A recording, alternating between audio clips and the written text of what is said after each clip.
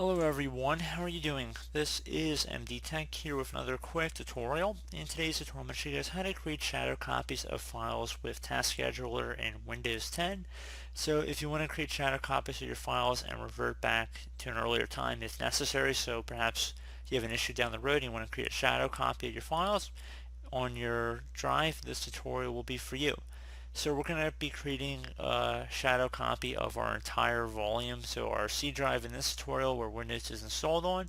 If you're unsure Windows is installed on the drive letter, you can just open up File Explorer. So if you have the taskbar icon, you just open it up, or you could type in the Start menu search and then select this PC on the left side.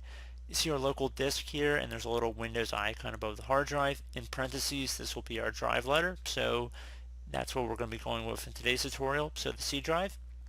So close out of there. So you also want to make sure you have System Restore already turned on and configured. So open up the Start menu, type in System Restore. Best match, go back or create a restore point. Go ahead and left click on that. Protection should be on here. Otherwise, you want to select the option to configure. So go ahead and just make sure you turn that on if it's not already on. Now that you've done that, open up the Start menu again. Type in Task Scheduler.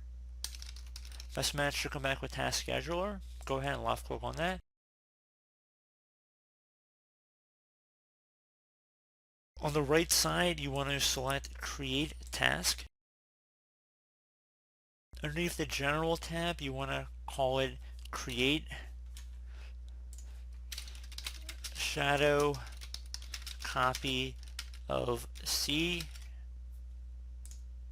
Drive, or whatever you want, doesn't really matter, but we're just going to call the task Create Shadow Copy of C Drive. Whatever you guys are going to remember, that'll be triggered by the name of this, so you'll remember, oh, that's what this is called. So underneath name, you want to just make sure you name it something that you're going to easily be able to remember. You can add a description here as well if you choose to do so.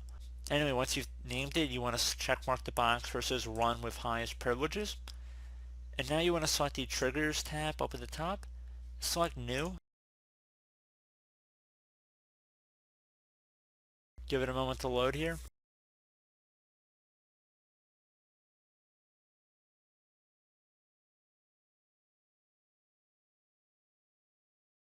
So you want to specify how often you want to create the snapshot, which will obviously depend on your own preference. So you want to do it daily, weekly, monthly, whatever you really want to do, it's fine. I'm going to just select, for the purpose of this video, I'm going to select daily and recur every 1 day. So once you're done with that, you should be able to go ahead and left click on OK. Select the Actions tab now. Select New. Action should be Start a Program. And now underneath Program/Script, you want to type in WMIC. And now in the Add Arguments optional, you want to make sure you type in exactly as it appears on my screen. I'll also have this in the description of the video, so for the additional arguments, or I should say add arguments box, I'm going to have this, like I said, in the description of the video. I want you guys to copy it as well. And it's going to have a C in it, so it's C drive. This is where if you're using a different drive other than C for your files, this is where you're going to swap it out basically. So we have C drive. If you wanted to do a specific folder instead of the C drive, you could just show the entire folder path, something along those lines. So you don't actually have to do it for the whole C drive. But like I said in the beginning of this video, we're going to be doing a shadow copy of our entire C volume for the purpose of this video. So now that you've done that, you want to go ahead and select OK. Select OK again to close out of the scheduler task. And now to actually create our first backup, we're going to go and scroll down a little bit here. And to create our first backup, we're going to select the task scheduler library on the left side. And you can see our task is listed in here, so create shadow copy.